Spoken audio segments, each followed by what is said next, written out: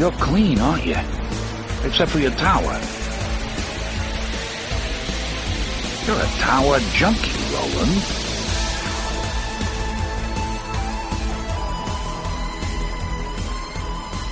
Hello and welcome to Tower Junkies, presented by ObsessiveViewer.com.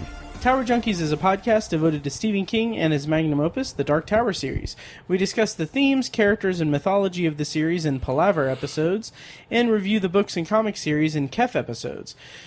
We also discuss King novels related to the Dark Tower, non-Tower King novels, TV and film adaptations of King's work, and the latest news about potential Dark Tower-related adaptations. You can find more of our work at TowerJunkiesPod.com and follow us on every level of social media at TowerJunkiesPod. I'm your host, Matt Hurt, and with me today is my co-host, Tiny. Sup? Hi, Tiny. Hey. How's it going? It's bueno. It is bueno. We just recorded a special Patreon exclusive recording, so if you want to support us on Patreon, go to patreon.com/obsessiveviewer, where pretty much anytime we record an episode of any of our podcasts, we do a quick little bullshit session and throw it on the feed where people who pay us can listen to it. So yeah, if you want to support that racket, go to patreon.com/obsessiveviewer. No, it's a lot of fun. We do have a lot of fun on that feed. Basically, if you pay the minimum of $1 per month, you get access to a special RSS feed that's exclusive for Patreon supporters. And at this point, we have like 9 or 10 hours worth of content on there. Wow. So it is, you get plenty for your money. Mm-hmm. For your I almost really showed how poor at math I am. I almost said for like 1 penny you get an hour per penny. That's not how it works. Not so much, no. No, you get, is it 10 cents? 10 cents per hour. Well, how much is content. Patreon?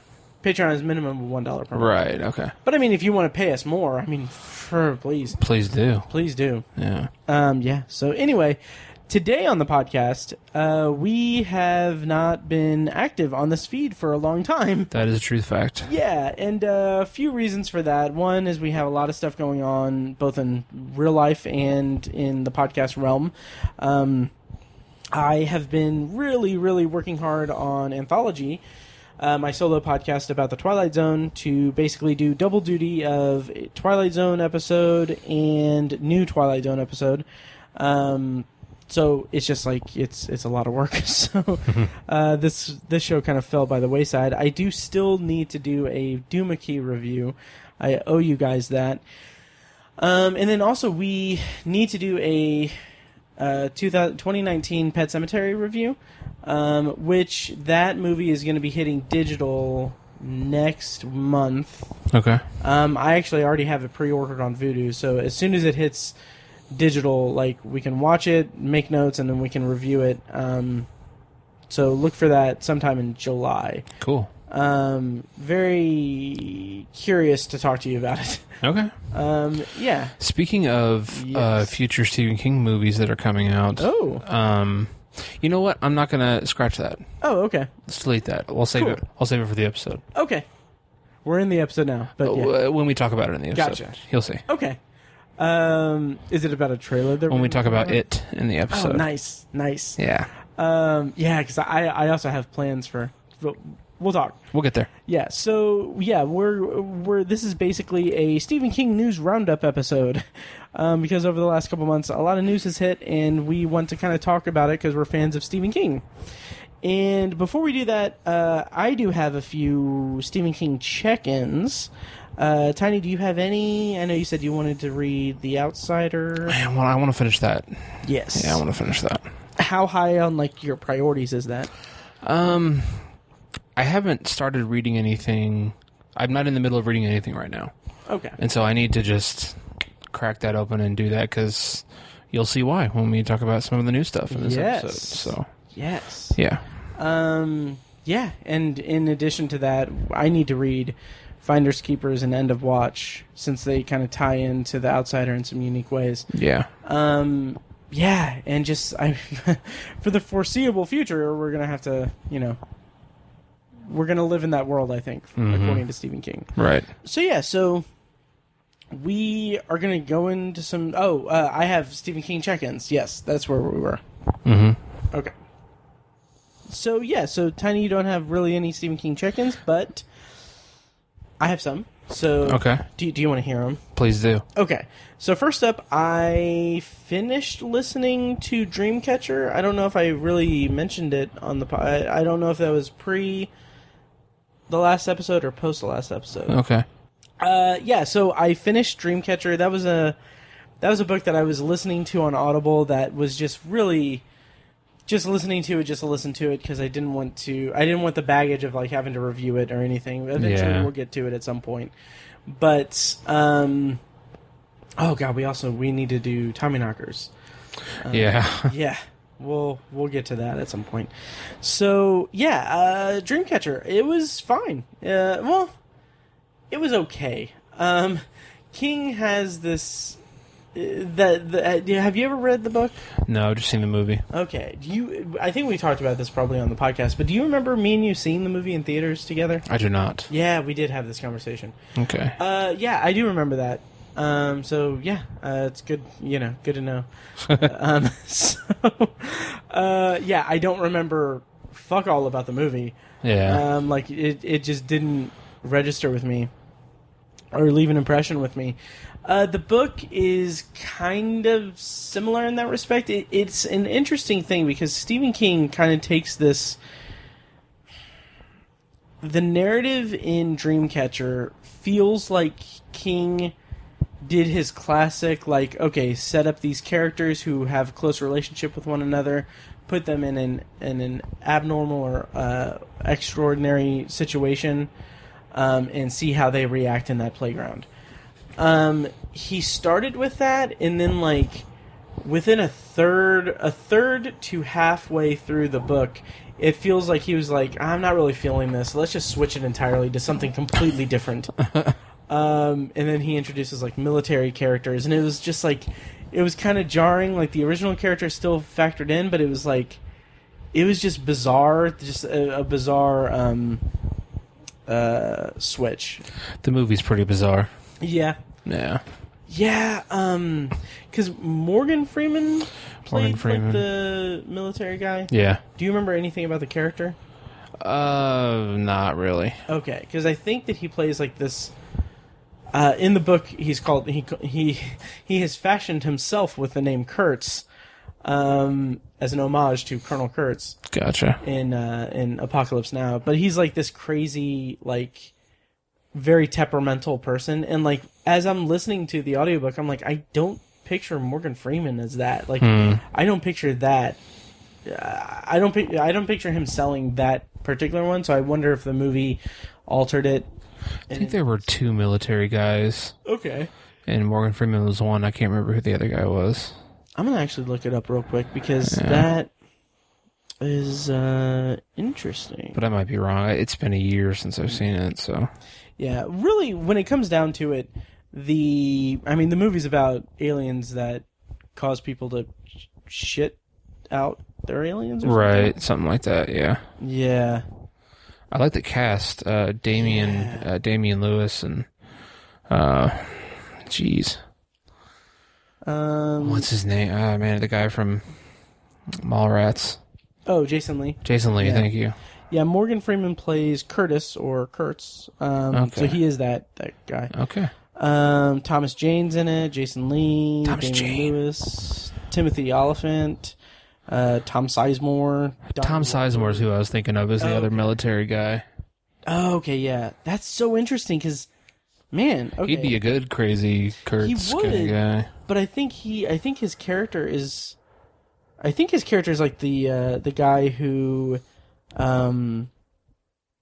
helps out the other the main characters. So he's an ally to them. Gotcha. Which is weird because it just feels like that's miscast. It feels like Morgan Freeman and Tom Sizemore should have been swapped. Yeah. Definitely. Yeah, I don't know. I'll have to watch it again at some point, but yeah, I do. It's interesting, and we'll talk about this when we eventually talk about the Tommyknockers. But I just feel I don't know that Stephen King has done, to my knowledge, a very good alien invasion kind of story. Yeah. But I would like to see him do that, or like to discover one in his bibliography. Yeah. So yeah, but Dreamcatcher was okay. Yeah. So my other Stephen King check-ins, these are going to be quick. I did make some purchases. I have them right here, Tiny. You smelled one earlier off mic. The new Hard Case Crime edition of The Colorado Kid, which I've never read, and I'm eager to check it out at some point. This is cool for a couple of reasons. One is that it's an illustrated edition, and these illustrations look like really, actually pretty good. Nice. They're kind of like pencil, like sketches kind of thing. Oh yeah, totally. Yeah, and the other thing, like I said, I made you smell it. Just the smell of the book makes me feel nostalgic for like book fairs in school and like the Scholastic Book Fair and stuff. Which was in elementary school. Those were my friends. Just kidding, not really. Just kidding, not really, just kidding. Anyway, so yeah, that's a look into my life. The second thing just came in the mail today. I had forgotten that I pre-ordered this, but it is the paperback edition of the Flight or Fright anthology, which is, the tagline is 17 Turbulent Tales. This anthology was edited by Stephen King and Bev Vincent, and I'm looking forward to kind of perusing this because it has one Stephen King story titled "The Turbulence Expert," and it also has a story by Bev Vincent called "Zombies on a Plane." And there's a Ray Bradbury titled "The Flying Machine." Joe Hill, he has a story called "You Are Released." And also there is a story... Oh, wow, that's cool. There's an Arthur Conan Doyle story. But also Richard Matheson's Nightmare at 20,000 Feet, which obviously has a significant tie to my extracurricular activities, since that was made into one of the most iconic episodes of The Twilight Zone.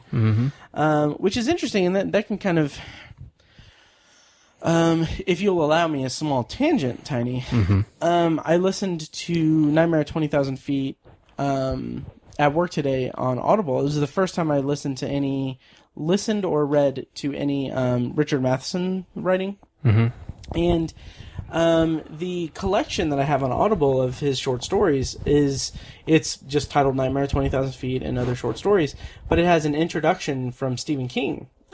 Stephen King doesn't read it on Audible, but it's his writing, obviously. But he talks about, like, he's heaping praise upon Richard Matheson. Obviously, Stephen King is a huge fan of Richard Matheson, draws a ton of inspiration from him. And it's really interesting because listening to Nightmare at 20,000 Feet, which is a small peek behind the curtain, the reason why I listened to it today was because I'm going to have you on Anthology for our Season 1 Twilight Zone 2019 wrap-up episode. And in that episode, I have notes for where I've taken all 10 episodes of the new season of the Twilight Zone, and I've paired them with episodes of the original series that kind of correlate to each other. But there are 2 episodes there that I haven't seen yet because I'm going through it, chronologically from air date. One of them is obviously Nightmare 20,000 Feet, and the other is It's a Good Life. But the reason why I listened to Nightmare 20,000 Feet was because I kind of wanted to cheat a little bit, and so without watching the original episode, but I have something to talk about in context of the original story. Anyway, so yeah, when listening to that, I listened to Nightmare 20,000 Feet, and then also Disappearing Act, which was the basis for a Season 1 episode titled And When the Sky Was Opened, from the original Twilight Zone series. And it's really interesting. First of all, Disappearing Act was read by Jay Carnes, who played Dutch on The Shield. And it's really fascinating because, listening to Richard Matheson's writing, I could see a direct parallel to Stephen King. I could tell the influence that he had on Stephen King. Nice. Just the way that it's written, the prose is just very ordinary Joe kind of storytelling, I guess, would be. Like, it's not very technical. It's all, like, internal and emotion-based, and it's, like, the main character in Nightmare at 20,000 Feet and the main character in Disappearing Act are both just regular people experiencing just extraordinary things, which is interesting because that's what Stephen King's kind of whole shtick is, but that's also what the Twilight Zone was all about, too. So it's interesting the way the Venn diagram kind of crosses over. Okay. So that was cool. And, yeah, I'm looking forward to checking out Flight or Fright. Yes. 17 Turbulent Tales.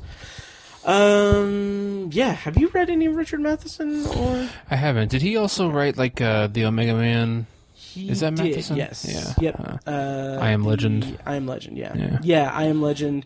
It's interesting because I Am Legend was the basis for the Omega Man, The Last Man on Earth, and I Am Legend. Right. That has been adapted so many times. Right. Yep. And he was also one of the, I think, other than Rod Serling, he wrote the most Twilight Zone episodes. Okay. Yeah. No, I haven't really. I don't think I've ever read any of his stuff. Nice. So. I recommend it. It's nice. And Stephen King's introduction to that short story collection is charming because he says like you can call Richard Matheson the father of horror, and while that's inaccurate, it's because it's like calling Elvis Presley the father of rock and roll or something like that. I don't know. Okay. He has a way about his writing, obviously. So he does. Yeah. So anyway, those are my check-ins, and those are my chickens, and we are going to dive into our episode here. We have a ton of news items to go through. Mm-hmm. Yeah. So we have. I've compiled a list of articles in chronological order. So we're going to start at April 8th. Tiny, do you want to read the headline? Yeah. So the headline, it's Variety.com. Julianne Moore to star in Apple drama Lisey's Story from Stephen King, J.J. Abrams. Yes. So this is very interesting to me because from what I understand, I think it's pronounced Lisey's Story. Is it Lisey's? I think that's how I pronounce it. I don't think I've ever heard it. But yeah. From what I understand, it is like Stephen King's favorite story that he's written. Oh, really? I think, at least at one point, he said that it was. And it's really interesting because he is actually, I believe he's actually going to write it. All 8 episodes, yeah. Yeah. Yep, he will write all 8 episodes. So that's very interesting. And, like, how do you feel about Stephen King writing, like, screenwriting-wise? Because we just, I'm going to say we just talked about Pet Sematary 1989, but that was, like, back when we were in high school that we talked about it. Yeah. Because it was so long ago. What has he written for the screen? I'm not sure. He has written, Pet Sematary 1989. Okay. And he wrote the Shining TV miniseries with Steven Weber. Okay. He wrote, I want to say he wrote the Stand miniseries. I think that he wrote a lot of, like, Mick Garris's adaptations. Okay. So yeah. Well, I mean, it's his shit. He can do what he wants. Right. But I mean, given those titles, he's been relatively successful with it. And I think flaws in those adaptations were not in the writing. So I mean, it's a different skill writing a book as opposed to writing a script. It's a hugely different skill. Yeah. But I mean, I can't imagine him being a poor writer in any medium. So right. He's even great on Twitter. Yeah. Oh yeah. So as we'll see. Yeah. Yes. So so I'm all for it, I guess. Plus, I mean, he has such a huge bibliography and like so much content in his career. Yeah. Like it's kind of like, why wouldn't he take a stab at writing for the screen? You know, because especially if it's something that he reveres so much in his work, right? And something that so much of his stuff has been adapted to. That's the other thing that, like, yeah, let's see what he can do in regards to that writing in this medium. Yeah, he also wrote Storm of the Century, which I never watched. Did you ever see it? No. I think it had Tim Daly. Yeah, I've never seen it, but we'll have to review that sometime. That'll be good because that's just a TV show. Like that's just a TV miniseries. Like it's not adapted from a novel or anything. Oh, okay, interesting. So, yeah. Real quick, do you have your thumb drive? Oh, do you have your thumb drive? I didn't bring it with me. Okay, I didn't even think about it. That's fine. Yeah. Okay. So. Yeah, I'm excited. How do you feel about Julianne Moore as an actress? I mean, she's great. Mm-hmm. Great actress. 5-time Academy Award nominee. 5 times? I think so. God, that's awesome. 5 Academy Awards. Yeah, she won for Still Alice in 2015. Yeah. So I mean, she's a fantastic actress. So totally. I'm all for that. Mm-hmm. I think it's going to be interesting to see. One of the more interesting things about this story is the fact that it's going to be on Apple. Yeah. And so I'm curious if it's going to draw in because there's a lot of people who are like Apple fanboys and whatnot, and that comes with the territory. And so I think there's going to be people who adopt this platform just because they're Apple loyalists, and they could find their way to a Stephen King property and thus become bigger Stephen King fans. So I think that's the bright spot of this. The downside is that it's an untested platform, and it's I don't think this is necessarily going to be a launch series. Yeah, it doesn't sound like it. Yeah, but anyways, I think that's going to be interesting to see how that plays out.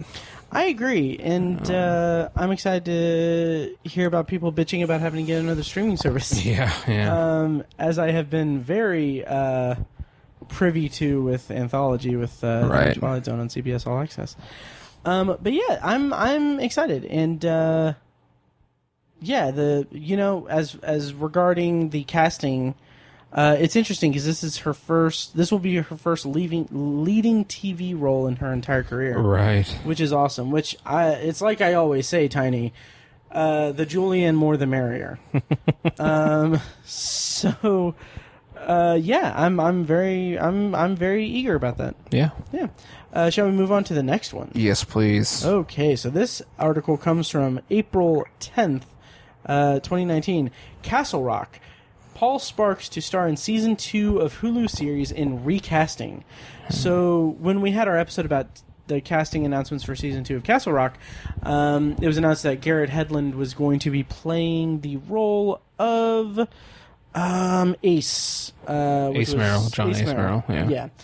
Which was popularized in the Stand By Me movie by Kiefer Sutherland. He unfortunately is going to be not in the show, and is going to be replaced by Mr. Paul Sparks of Boardwalk Empire and House of Cards fame. How do you feel about this news? Well, I really like Paul Sparks, but I was excited to see Garrett Hedlund. I'm a big fan of his. Me too. I think he's a really good actor. Just dives into his roles. I always think of it's a weird poll, but the movie Country Strong, which is about he plays like a country singer. Okay, is he strong in it? He's a strong man. But like it's just like you can barely tell it's him, and like he sang for the movie, and like you cannot recognize his voice at all. He's a very chameleon-like actor. You get kind of touches of Gary Oldman, at least I do. Sure. I think he's really good. So I was excited to see him in this, but at the same time, Paul Sparks is really great. So yeah, and that's kind of how I'm. Well, Paul Sparks is great. Like his performance in Boardwalk Empire was fantastic. Mm-hmm. He was like the best, like weaselly kind of jackass kind of character. Yeah. And then in House of Cards, it was more. Let's see. It was more reserved. He doesn't do a lot. He really doesn't. Yeah. It's just like he's just walking around while the president's assaulting people. Yeah. But anyway, so he he's I really like the craft that he brings, like his approach to the craft of acting. Him as Ace Merrill, which granted the only context I have for that character in the Stephen King canon is it Carl Reiner or Robert? Carl Reiner, right? Stand By Me? I think so. Yeah. Carl. Reiner's Stand By Me. And, like, that is just, like, the, typical kind of greaser, bully guy. Right. So, I don't see... Like, I don't see that character or that archetypical kind of character, or that character archetype translating into, like, a modern-day Paul Sparks, like, performance kind of thing. It's true. But I think he has the acting chops to really sell it. I'm just very curious how it's going to be, because, like, I'm kind of curious if this is just purely conjecture, obviously, but I kind of wonder if it's going to be like an older Ace Merrill, obviously, who has kind of shed that whole, like, oh, I'm a bully kind of character, like that gruff, hard ass kind of guy, and he's just more like what the fuck did I do with my life kind of character. Yeah. I could see that, and I could see Paul Sparks really running with that type of character. Definitely. So, yeah, I'm eager to see how that is going to play out. I'm still very excited for Castle Rock Season 2. Yeah, cast is amazing. Yes, we don't have a trailer, we don't have a casting, or we don't have a release date or anything. I think they're currently filming, so I'm hoping that fall is when it's going to be.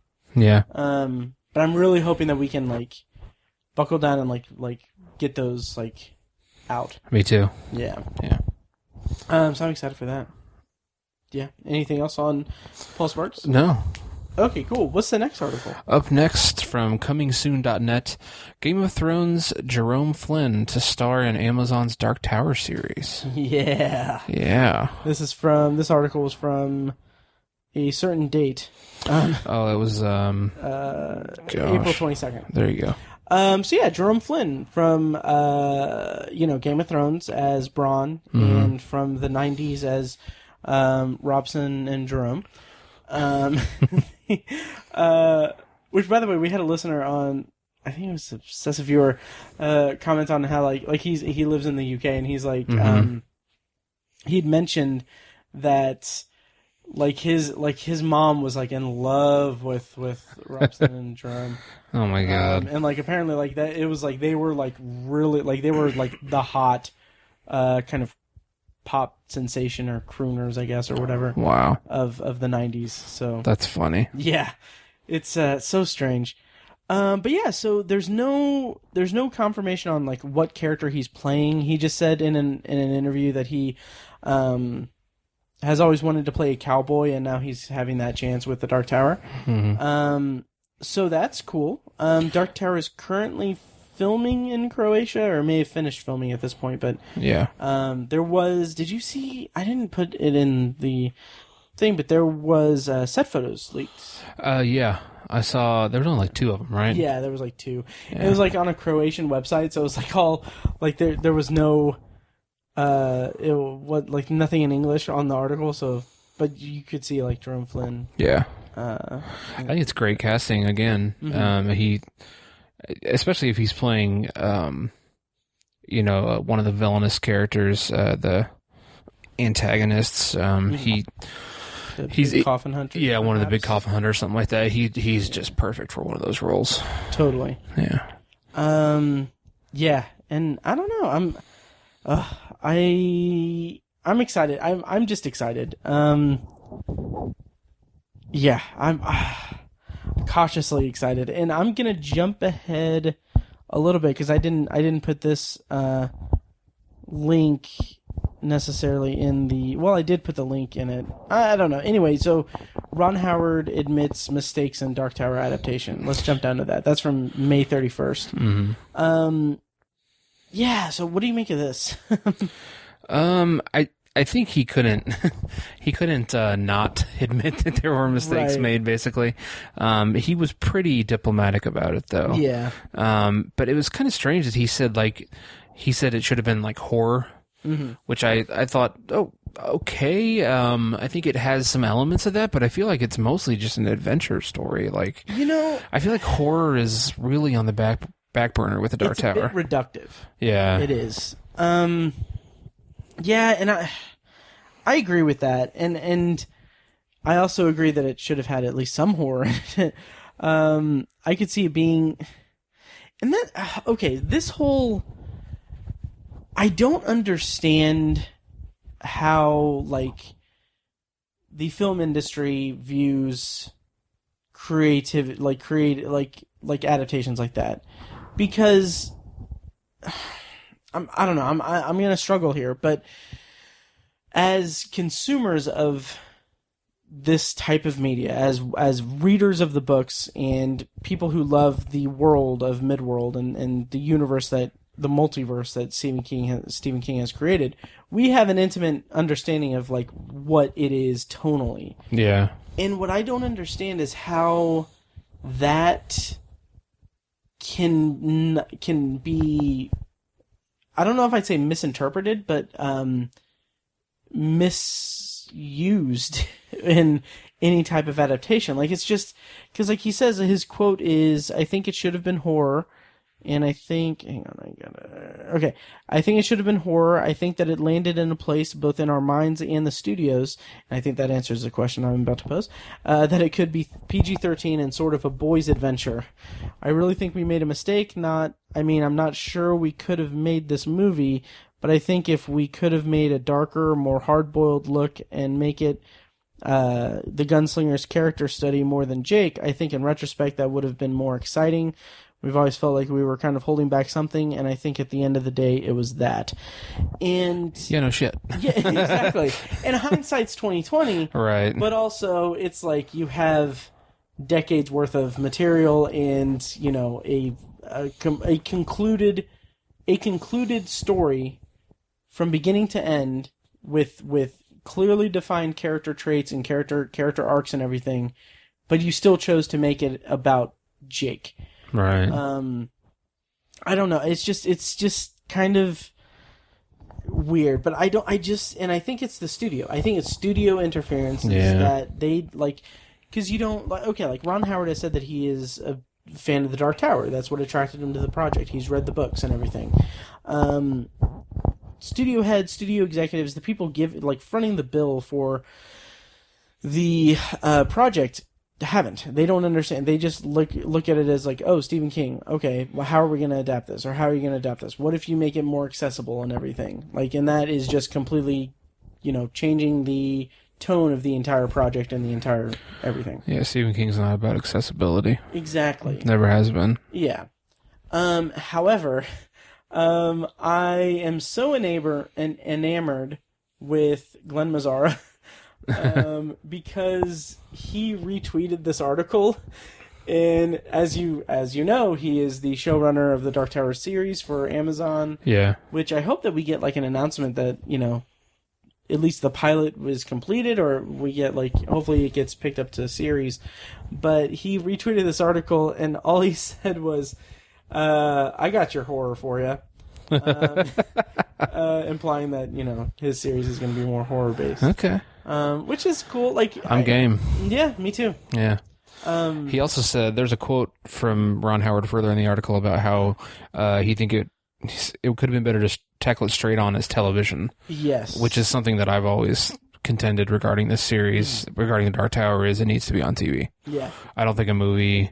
I'm not saying you couldn't do a movie, but it's just there's too much there. Yeah, it's too complex to just boil down to even like a 2.5 hour movie. So I think it's got to be television. Yeah, and I've always thought that it would be cool to do a full series, 5 to 7 seasons, and then end it with an adaptation of the final book, The Dark Tower, cut into 2.5, 3 hour movies.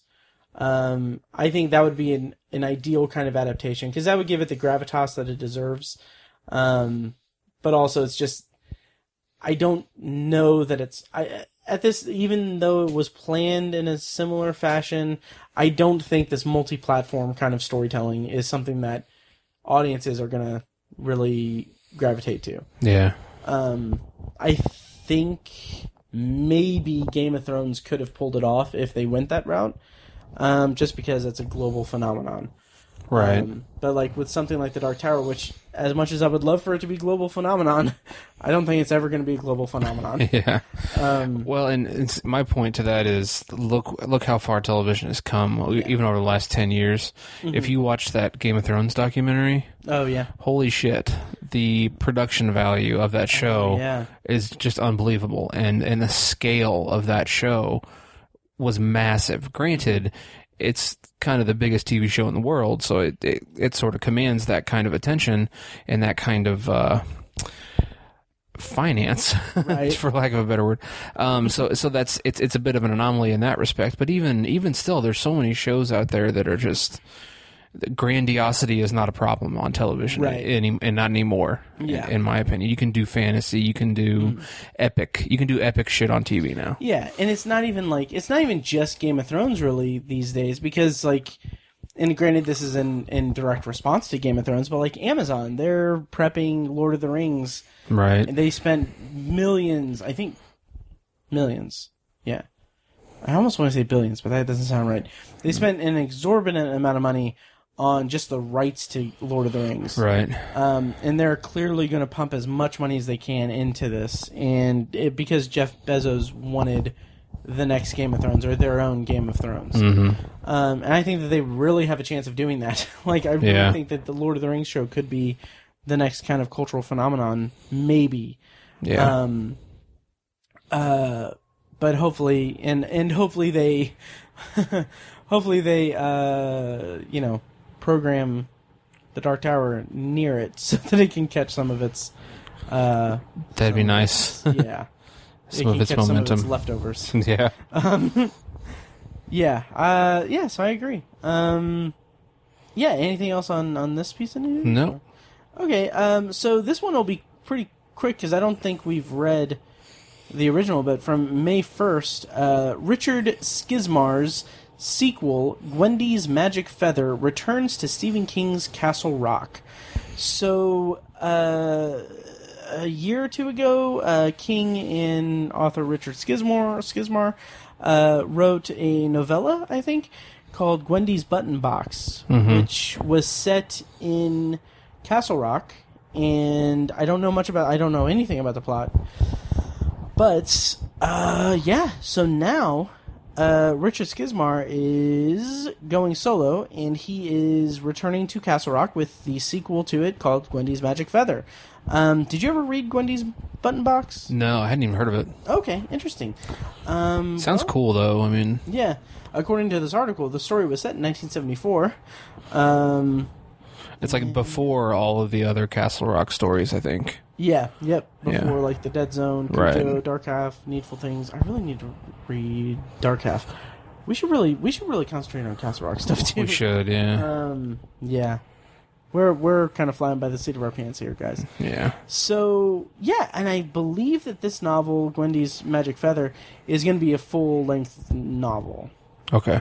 So that's going to be interesting. I don't know if there's been any... I don't know if there's been any stories set in Castle Rock that haven't been penned by King. Yeah, that's interesting. That's not something you hear about a lot. Right. Other authors diving into another author's established universe. Mm-hmm. It's a pretty unique thing. Yeah, and I think Joe Hill has kind of flirted with this King multiverse. Oh, has he? Okay. I think, but it's not like he's set anything entirely in a town of his father's creation. Right. Okay. I think it's just kind of hinting here and there. Gotcha. So that's interesting. Does this news make you curious to check out Gwendy's Button Box? Definitely. Nice. Definitely does, yeah. Yeah, same. It's one of those things that I want to read the Castle Rock stories in kind of order of publication, so that's kind of obviously a little low on the list. Yeah. So yeah. I don't really have much else for that. Mm-hmm. So moving right along, let's talk about the It Chapter 2 trailer. Yeesh. Yeah, I'm going to actually play a clip from the trailer here. So here's a clip from the trailer for It Chapter 2. Are you still his little girl, Beverly? Are you?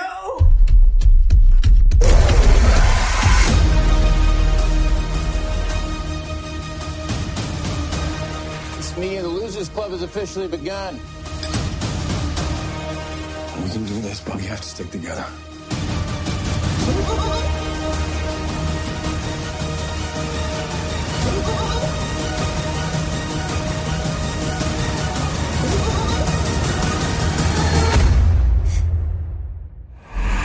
So, Tiny, what do you think of the trailer for It Chapter 2? I mean, just as a trailer, it was really well done. Yeah. It gives you a lot without giving you a lot, if that makes sense. Mm-hmm. They don't.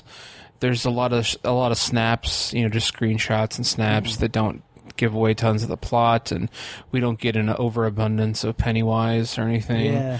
And it has this like full scene like in the first minute. I love that so much. Yeah, that was just a cool idea. Yeah. Again, without really giving stuff away. Right. And it was very. I feel like a lot of the resonance in the first movie was from the character of Beverly Marsh, and so I think to kind of establish the first trailer through the lens of that character was a great idea.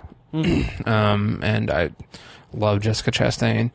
So I mean, it was freaky and scary as shit. Just a really cool scene to kick off the trailer. And again, they don't give us too much, but they really pique our interest a lot. And it's what a trailer's supposed to do. Oh, absolutely. Just a great trailer. And I don't know if you remember that scene from the novel, but that scene in the novel is pretty hair-raising. Yeah, chilling, definitely. Yeah. Oh, yeah. Yeah. Yeah, and the movie comes out, I think, September 6th. Mm-hmm. So really, that's just a few months away. Yeah, that's it is. Nuts. Are we going to do another Obsessive Viewer viewing party? I really want to. Me too. I really, really want to.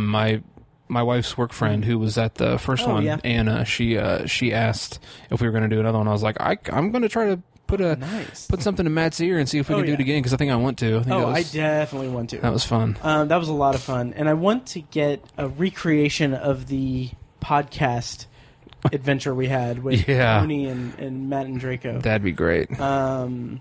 Yeah, it was the four of us, right? Yeah. It was, yeah. I want to do that. But in the lead up to, and I want to pitch this to you on mic so you can't say no. Okay.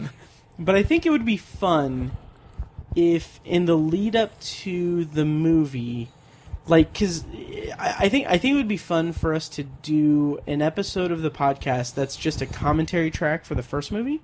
Okay. Would that be something that you would be game for? I'd be game. Okay, cool. Kind of like how we did with the Dark Tower commentary track. Sure. Only this time it would be for a good movie. It'd be for a good movie. Yeah. So that'll be interesting. And I haven't watched it in a while either. Oh, so, yeah? Yeah, that'd be good. It's one of those movies that, since I have it digitally, like on my Vudu and everything, it's one of those like kind of background movies that I play a lot, and inevitably I end up getting really sucked into it.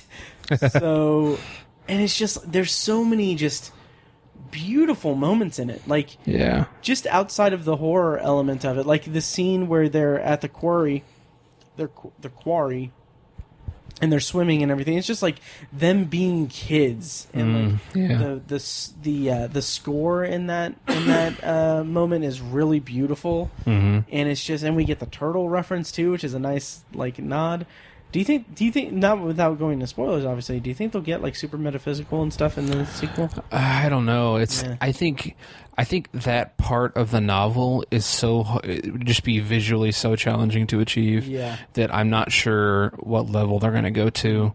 That part of the novel is just weird, and it's kind of hard to follow. It's great, and I think it's one of the few metaphysical or like existential kind of things that Stephen King has done that actually worked. Yeah, I feel like he kind of loses it a little bit when he tries to get that to that level when he writes, but I think it worked in it. But again, to like, I just hope they don't do like a kind of a rehash of what the series did back in the 90s, the TV series, because it was just very straightforward and kind of a little bit anticlimactic and cheesy as all fuck. Yeah. I hope they have something with a little more impact than that. Yeah, I agree. But we'll see. Yeah, and I'm really hoping that they go like really gross with Pennywise's true form. Yeah, something original. Yeah, something original, something memorable. Yeah. But yeah, once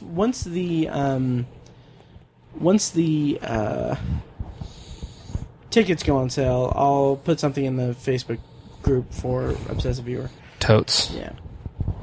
Which you can join at facebook.com/The Obsessive Viewer. Yeah. Ugh. I got like heartburn or something. It sucks. That sucks. Yeah. I'm gonna take a sip of water. What if I died podcasting right now? Oh, that'd be crazy. That would be like that's the dream, really.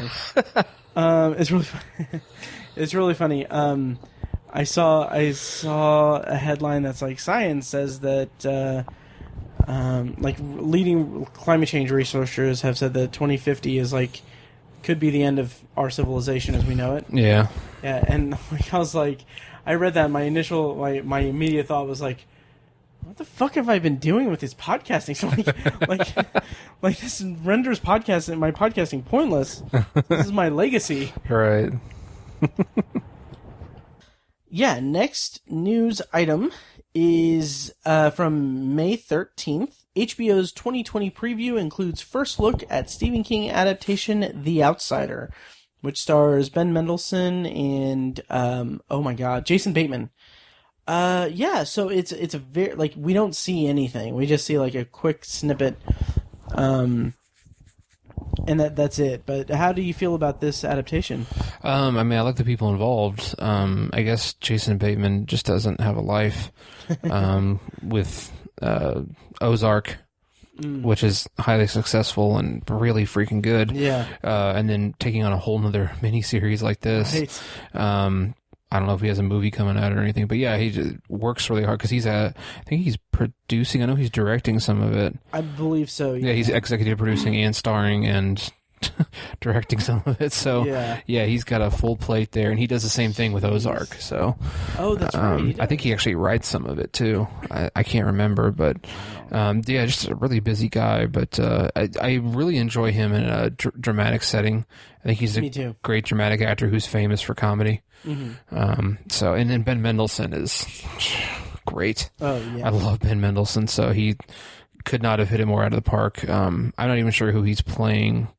Probably one of the detectives, if I had to guess. But anyways, yeah, I'm curious. I want to finish the book. I'm only I got halfway through it a year ago, right? And have never finished it. It's one of those cases where I bought the physical copy, and it's really easy to just stick that in a drawer and forget about it, you know. And that's exactly what I did.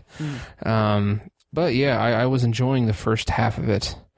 The first half I enjoyed it quite a bit, actually. So I need to finish the book, and I'm excited that it's on HBO. Me too. That's good. Oh yeah. Yeah. Have you watched any of Ozark? Oh yeah, I've watched all of it. Oh yeah, it's phenomenal. Nice. It's really good. That's another thing. I started. I watched like 4 or 5 episodes, and just I loved it. Like But I don't know. Maybe I have like entertainment ADHD. Yeah, I get it. Yeah, I just like literally can't even. Yeah. Also, I think just as a side note, I think part of it is that with ongoing shows, like I'm so used to being pampered by like just binging. Yeah. And everything that I like ongoing like I don't want to watch 3 seasons of a show all in one go and then a year later have season 4 and then just watch season 4 and like have to remember what all happened in the first 3 seasons. Exactly. Yeah. So, I don't know, but that's my excuse for it. But yeah. Yeah, so that's cool. I'm looking forward to it as well. The Outsider is a book that we'll review down the road, but it was not something that really stuck with me that much, if I'm being honest. Okay. The first half was great. The second half was a little bit trying for me. Okay. So yeah. Yeah, so that's that. The next one we've got is from May 14th. If It Bleeds is Stephen King's latest book set for a 2020 release. So King was at some place in like Minneapolis. I think he was there for either some kind of festival or something, or I think maybe his band, the Rock Bottom Remainders, were like playing a show or something. Okay. And he gave like a speech or something, and like he mentioned like kind of in passing, he was like, yeah, next year I've got a book coming out called If It Bleeds. and it's going to feature Holly Gibney from the Bill Hodges series and spoiler, but The Outsider as well. Right. Yeah, this is kind of an interesting... I'm surprised a little bit. I mean, I think it was kind of cute how she made an appearance in The Outsider. Yeah. And I appreciated that for what it was, but I'm a little hesitant to have her be the main character in a book. Yeah. And to be the guide through a whole story. I feel like she's totally like the quirky weird character who needs like a solid or archetypical leading person to complement. Yeah. She has all the makings of an ancillary character, really. She does. A sidekick. Yeah. She's a sidekick. I think it's because she has that kind of fractured kind of personality disorder. Yeah. Yeah. Yeah, like to put her as the main character in a story is putting us in the hands of not an unreliable narrator, but an unreliable main character. Yeah, yeah. So it'll be interesting. Did he say that she's going to be the main character? Well, he says we'll focus on Holly Gibney. Yeah. So yeah, I don't know. I mean, I think so. He has said before that he foresees himself spending a lot of time with Holly Gibney. Yeah. Like, kind of, not indefinitely, but I think he said something to that effect. Mm-hmm. Writing about her in a while. She's a great character. Yeah. I'm not, I need to establish that. She's fantastic, and I loved, oh my gosh, I can't think of the actor who did the audiobooks. Oh, Will Patton. Will Patton, thank you. Yeah. Will Patton's voice that he employs for her lines is entertaining. It's really funny, and it's well done also. And so like I definitely enjoy the character, and I like her a lot, and I think she's a great character, really, really well established and all that. Yeah. But again, it's just the characteristics of that character I don't think they're conducive to a leading reliable narrator, like you said. And I would love to be proved wrong. Yeah. I'm definitely going to read the book, and I'm curious as to how it's going to play out, but I just foresee that it could be problematic. Sure. Yeah. Speaking as someone who is constantly proved wrong, I'm looking forward to being proved wrong. Nice. Yeah, and also I think that hopefully this means that Will Patton will be doing the narration for it as well. Yeah. Again, so that'd be great. He has such a great audible voice. Yes, he does. Yeah. Yeah, so that's coming next year. Of course, before that we have The Institute coming out in September, which I'm super excited about. Yeah, I don't really know anything about that. Yeah, it's, from what I understand, it's set in like Minneapolis, I think, or somewhere in Minnesota. It's about a kid who's abducted and taken to a like institute of some kind with other kids. Like, it sounds kind of like, I think that's part of that. That's the reason why I pitched to you the idea of reading Firestarter. Okay. Because it feels like it has like some similarities to that. Okay.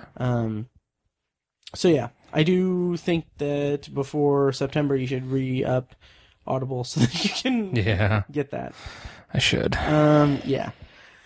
So next article is from May 17th. It's Stephen King's The Eyes of the Dragon is getting a Hulu adaptation. And this surprised me quite a bit. Basically, you've read this book, haven't you? I have, okay. Yes. Yeah, so Seth Grahame-Smith, best known for his work on the Lego Batman movie, will write the first episode and serve as showrunner for the series, with Fox 21 producing. Hulu's deal covers the pilot, which will also boast Grahame-Smith's collaborator David Katzenberg, along with Bill Haber, not Bill Hader, Roy Lee and John Berg as executive producers. So I have read The Eyes of the Dragon, and I didn't really like it that much. Okay. You haven't read it, right? I have not. Okay. It's a very short kind of fable of sorts. I don't know if it's technically a fable, but it's like a short, like, kind of story. And, like the article says, it's a young adult book, which is sort of true. Like it's young adult as young adult as Stephen King can be. Mm-hmm. But it's an interesting story. It's about like a kind of medieval world or a fantasy world where dragons exist, and like the king of the land, King Roland. Yeah, I saw that. Dies, and then like his son is framed for the death, and like his other son rises to power or something, and like the kind of antagonist of it is King Roland's former magician Flag, right? Who is orchestrating things and everything. It's interesting that it's being adapted. Yeah. I think studios are going for anything fantasy right now. Oh, absolutely. Yeah. Absolutely. It's very much like, Eyes of the Dragon, Stephen King. Okay, well, Stephen King's a big name. This has dragon in the title. Yeah. People are going to be clamoring for dragon stuff. Yeah. Let's make this.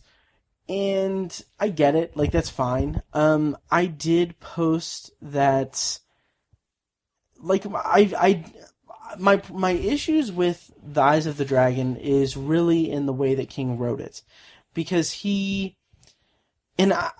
can't really corroborate this because I feel like it's kind of conjecture. Because when I'd heard this, it was conjecture from another podcast or something like long ago. But basically, my understanding is that potentially, when he wrote Eyes of the Dragon, he was wanting to get away, not necessarily get away from horror, but to branch out into more fantasy stuff. And I got the impression that he wanted to do like a high fantasy kind of like series, kind of like The Dark Tower, but The Dark Tower is an amalgam of different genres and everything, obviously. Mm-hmm. But at the time, he wanted to do that, but his fans were like, no, you do horror. You do horror for us.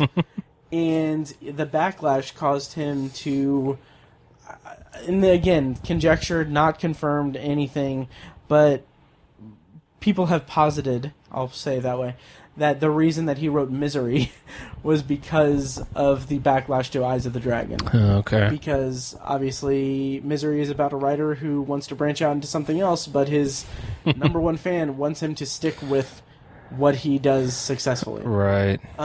It's a really interesting meta commentary there, and we did get the Dark Tower series, which is great, and I love it and everything.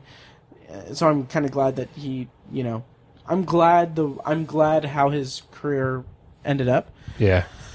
But my issues with Eyes of the Dragon is that he injects too much of a narrator voice in it, throughout all of it, he is interjecting, saying and as we'll see, this isn't what it seems and everything. He uses his voice as guiding the story. And it's on one hand, it's kind of a cool, storyteller kind of aspect to it, just because it's okay, we are being guided on the story from an ancient time in an ancient world. Mm-hmm. But on the other hand, it's all right, just stop and tell us the story. Let us live in the story. Interesting to note that I think the working title for it was The Napkins, which is interesting. Yeah. It does come, that does have bearing in the actual story. Okay. But it's just weird. The Eyes of the Dragon versus The Napkins. But the thing that I posted on social media when this news broke is that I kind of wish that Hulu wasn't adapting it. And that may be kind of blasphemous because Hulu has had such a great track record with all of Stephen King adaptations and stuff. But the reason why I didn't warm up to the idea of Hulu adapting it is because Eyes of the Dragon is a very short novella, and I kind of feel like it could be repurposed to be more of a...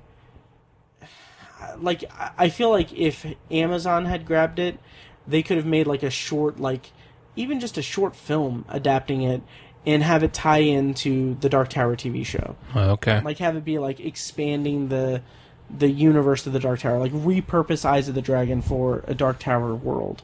Okay. I just think that could have been unique, but Yeah. I don't know. As someone who hasn't read the book, how do you feel about this adaptation? Yeah, I'm not overly excited for it. Obviously I'm excited for anything Stephen King, but yeah, I really don't have an opinion on it. I mean, I'm definitely going to watch it, but and is it going to be is it intended to be like a limited miniseries? You know, I don't think that they said, because they really only got a pilot order from Hulu, so I don't know if it's supposed to be like a series or a miniseries. I want to say that maybe the implication is that they want it to be a series just because it's, obviously in the aftermath of Game of Thrones, everyone's trying to grab the next Game of Thrones, which right. I don't think it has the legs for that. Yeah, right. That's what I was wondering. I was like, I can see it being, 5 to 10 episodes and we're done. Yeah. But if they try to stretch it out, that's probably not a good idea. Yeah. I really don't. I'm not sure what to think about it, but I'll just have to watch it. Yeah, same here. Yeah. Do you want to skip the Game of Thrones one? 'Cause Sure. It doesn't really matter. Yeah. Okay, so yeah, the next story is from May 21st. It's, oh my god. Andre Ovredal to direct Stephen King's The Long Walk for New Line. Scary Stories to Tell in the Dark director Andre Ovredal is set to direct New Line's feature adaptation of Stephen King's The Long Walk. Have you read The Long Walk? I have not. I'm not even familiar with it. Okay, it's a Bachman book. I haven't read it, but from what I understand, I think it's like a dystopian future where I want to say criminals are forced to walk continuously until they die or something like that. Teenage boys. Teenage boys, okay. If they go below 4 miles per hour, they're shot. Oh, that's interesting. Yeah. From what I've heard, I always get it confused with The Running Man.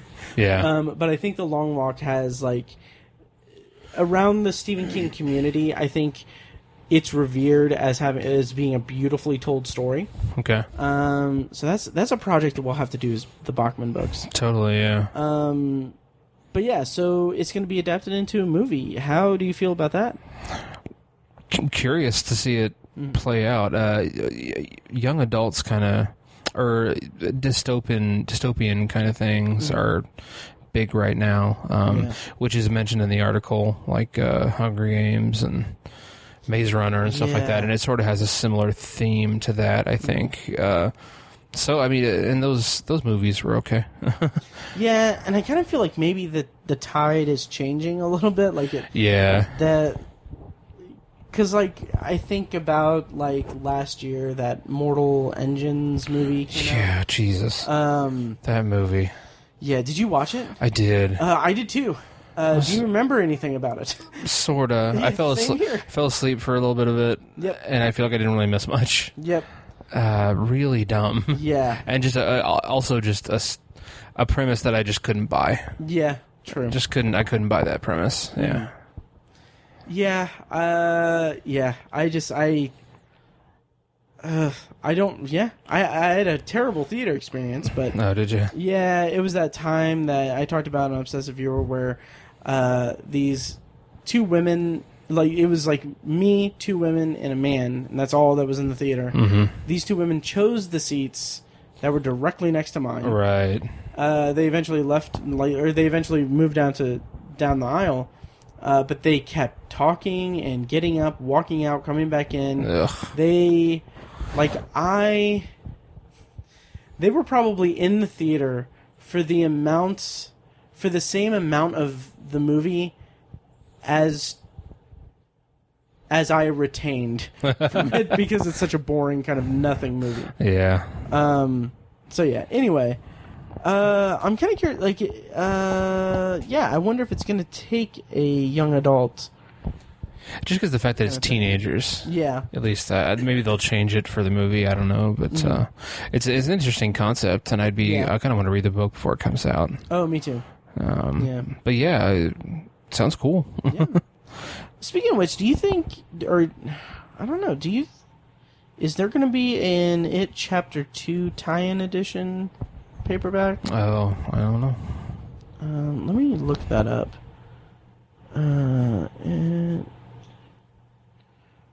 Because that was one of the things that I was excited about. Because when the first one came out, because I was like, oh, I'll have 2 like movie tie-in editions, but I don't know. Anyway, I can't find anything. It'll probably come out later, I'm sure. So, yeah. Do you want to move on to the next one? Yes. Okay, sad news, actually. May 30th, Pet Sematary star Leo the cat dies. And this was really surprising. Because I was very excited because the people who, I think, adopted both of the cats or 2 of the cats who were in the new Pet Sematary, they started Instagram accounts for them. And I was all like, "This is cool," because like they're very very cute cats. And then one of them just died. Yeah, it sucks. I guess he had like an infection or something. Oh, really? I didn't see that part. Yeah, it came out later but well, and Leo was specifically the one who was like on the poster and like the one that was in the makeup and like the reincarnated church. So yeah. So on Instagram they posted a picture saying, "It is with deep sadness that we tell you that Leo has passed away. He will be forever missed by his human and fur family. May his star always shine bright." Yeah, just really sad. It's a Beautiful bummer. Cats. Yeah. In the movie. Yeah. That's about it we have for that. Yeah. So next article. Do you want to skip the Chernobyl one too? Sure, that's fine. Okay. Next article is from May 30th. David Arquette, Tricia Helfer, and Dana Gould join Shudder's Creepshow. Episode details revealed. So this is, I don't know if I'd say it's a loose fit for Stephen King, but yeah, he's not mentioned in the article. He's not. But obviously Creepshow was originated, I guess, by Stephen King and George Romero. As an anthology. I have a graphic novel adaptation of it, but oh, cool. Yeah, and I wanted, like last year, I wanted us to do reviews of Creepshow and Creepshow 2 for Halloween. Maybe we'll do that this year. I don't know. I've seen Creepshow. It's good. Is it? I like it. Yeah, it's cool. It's scary. Nice. A little campiness, but fun way. Yeah. Yeah. Well, Stephen King is somewhat referenced. The new cast join Adrian Barbeau, Giancarlo Esposito, and Tobin Bell, previously announced for the Stephen King story Grey Matter. Oh, he is mentioned. Okay. Adapted by Byron Willinger and Philip de Blasi, and directed by Greg Nicotero. Oh, nice. But this is a weird thing. That's the weird thing, because I don't see that in the episode list. The 6-episode season will feature 12 total segments based on stories by other award-winning and acclaimed horror writers, including, and so that's just 7 of the 12 stories listed there. But yeah, I'm curious about that. Yeah. Is Shudder that like horror only app? Yes. Yeah. And I had it for a while, and I dip into it here and there. I'll cancel the subscription, then resubscribe for a month and check some stuff out. Yeah. Really cool. Mike, our friend, he was the regular co-host on Obsessive Viewer, in the past and recurring now. He and I kind of bonded over our love of horror, and like as the years have progressed in our friendship, we've been friends for like 10 years now, or 13 years, 13 and a half. So our tastes have evolved. Like he's been more and more into horror. He has actually contributed articles to bloodydisgusting.com. And I have kind of moved toward like science fiction fantasy kind of stuff. Yeah. But I've always said that and this is a tangent, but I've always said that God, it would be cool to like spin-off anthology, my solo podcast about Twilight Zone, and do like anthology horror where I do like Tales from the Crypt and everything, and then like kind of have like Mike on from time to time to kind of guide me through it, or just do it with Mike. Yeah. But yeah, Creepshow would fall under that because it's an anthology. So Right. tying it back to the main topic. Yeah, how do you feel about this? And when do you want to start anthology horror?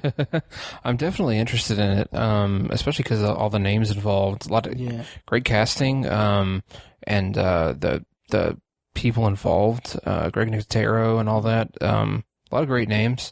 But the only thing that throws me off is the platform, Shudder. Like, I really don't want to pay for a subscription to that because I'm not a big horror person at all. Yeah, I get that. Yeah. And I feel bad subscribing for 1 month and then canceling. Like, that's... Oh, I don't think you should feel bad about that at all. Okay. Yeah. That's kind of been my mantra throughout this run of the new Twilight Zone and CBS All Access is that, and I wanted to post like a snarky like tweet today, but I didn't end up doing it, but because people, when it comes to like CBS All Access in particular, which is going to be the home of the Stand miniseries that's yeah. But when people kind of bitch about CBS All Access, they are like, well, I don't know why they, like with the Twilight Zone, I don't know what, like, there's this underlying assumption that they think that, oh, CBS threw a show onto their app instead of on CBS on their network because they don't have faith in it, which is, my read of it is the exact opposite, that they are using that to get subscriptions because we're living in a, I would say, post-network TV world. Yeah. But I don't think Shudder has that stigma because it's not connected to a network. Right. And I wouldn't feel bad about canceling CBS because that's CBS. Fuck them. They have tons of money. So. Oh yeah. Yeah. And I don't know, with Shudder, it's a very niche thing. Yeah. Like, I would love to be more into horror, but I'm just kind of not that person these days. Yeah. So I don't know, but I'll absolutely subscribe for this, and we'll review it. We'll probably do like a season review. Like, we won't do like an episode by episode thing. Right. I still, even this is the first episode of this podcast in months at this point, or a couple months at this point, I still think it would be just so great if we got like a Stephen King episode by episode anthology show that adapted a short story from Stephen King every episode. I still want that. Yeah, that'd be cool. Yep. So, I don't know. Maybe someday. Mm-hmm. Yeah, so we don't have a release date for Creepshow, but it is expected later this year. I would bet my cat that it would be October. Yeah. Halloween time. Yep. I take that back. I take that back. I can't bet my cat. Yeah, don't do that. She's so pretty. She is. So, oh my god, I think we're at the end. That's it. Yeah. I do have one more that is real quick that was posted today. Stephen King adaptation Mr. Mercedes will return for third season in September.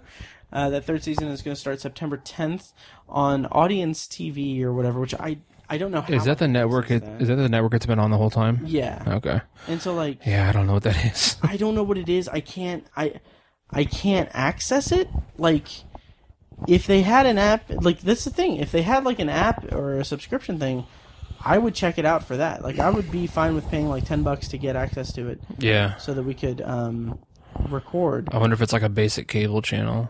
I think so.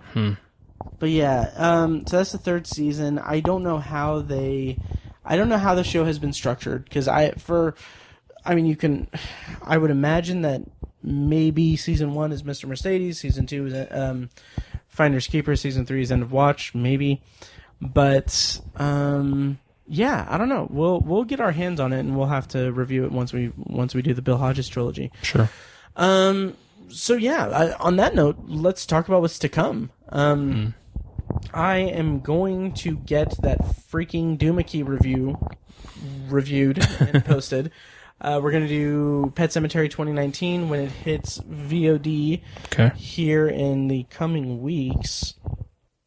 So yeah, and then I want us to get Firestarter done. The Outsider. The Outsider. Also the other Bill Hodges books. Oh, cool. The Pet Sematary actually comes out on VOD the day before my birthday, so June 25th. Oh, wow, okay. Yeah, okay, cool. Not too far out. No, not at all. Get me something special, guys. No, just your listenership is all I need. And also patreon.com/obsessiveviewer. But anyway, so yeah, we've got that in the pipeline. We do have a new listener who has been very vocal on Twitter. His name's Aaron. And he tweeted me and was like, "Hey, what's coming up on the podcast so I know what to read?" So yeah, we definitely need to do Finders Keepers, End of Watch, The Outsider. With Finders Keepers and End of Watch, are you good enough to review it? Yeah. Okay, good. Yeah. So I'll get those. We'll prioritize those so that we can get that, so we have a buffer. I'll start re-listening to Finders Keepers soon. So. Yeah, so that's the schedule. Like, we've got Doomickey coming, and then Mr. Mercedes, which is already recorded, then Finders Keepers, End of Watch, and The Outsider. And then, yeah, that should take us through to Castle Rock, I think. Cool. Yeah, so that's what's on the docket for Tower Junkies. And yeah, let us know what you thought of all of the news that we threw at you this week or this episode. You can find us in the normal places at Tower Junkies Pod on all levels of social media. Also, you can email us, matt@obsessiveviewer.com. I think tiny@obsessiveviewer.com is still a thing. So feel free to give us feedback and let us know what you think of these articles and what you think of Stephen King and his presence in 2019, the year of King. So yeah, I think that'll do it. Yeah. All right. Well, Thank you guys so much for listening, and long days and pleasant nights. And may you have twice the number.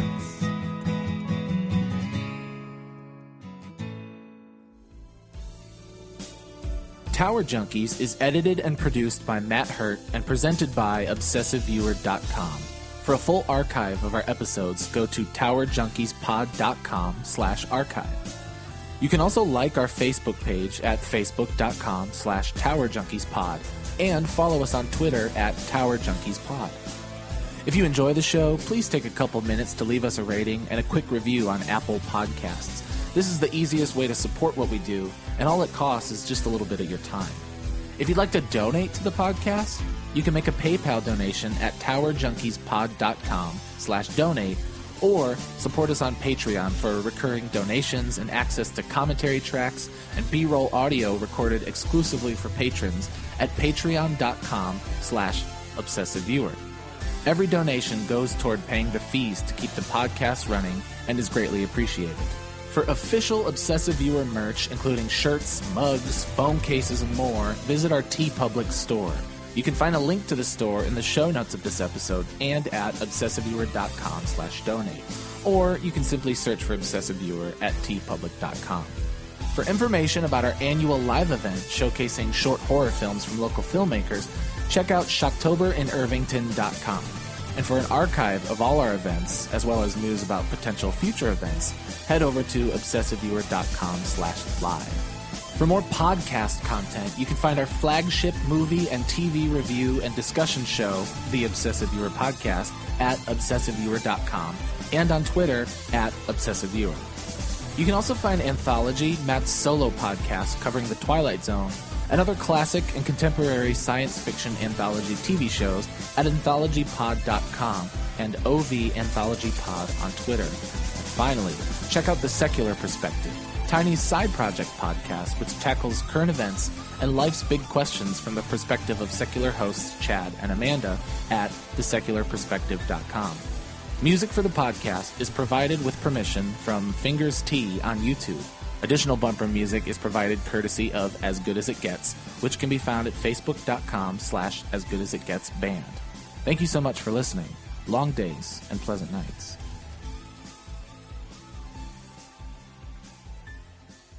Kitty!